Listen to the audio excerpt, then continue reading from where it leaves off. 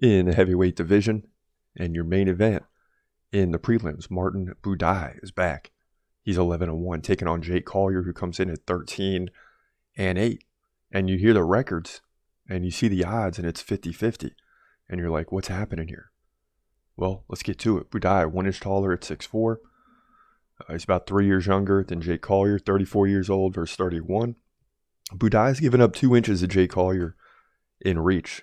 Both guys stand right-handed. Now, Buday, 4.6 significant strikes per minute compared to 5.8 for Collier.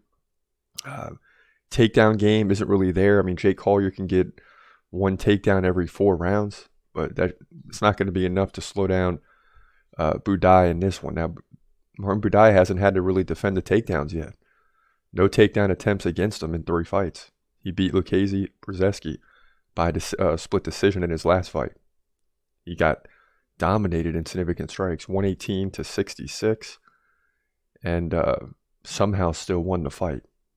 That's crazy. He beat Chris Barnett, which is a tough little guy. And I say little, he's a heavyweight.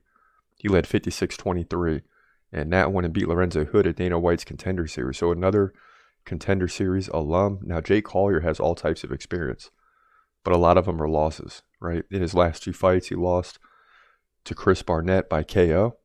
Keep in mind, his opponent beat him by decision. So you have a common opponent there. He lost to Andrei Arlovsky by split decision. He did beat Chase Sherman by submission, but lost to Carlos Felipe by split decision. So other than the KO against Chris Barnett, this guy loses fights by split decision or decision. So Jake Collier, despite the fact he's 13-8, is not an easy out.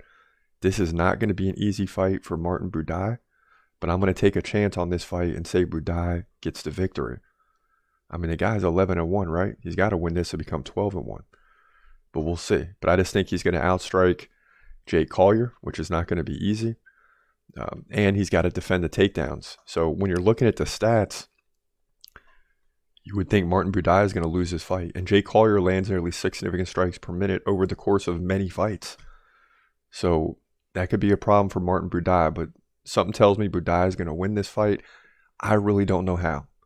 But my heart tells me that Martin Buday will win. He'll move to 12-1, win by close decision here.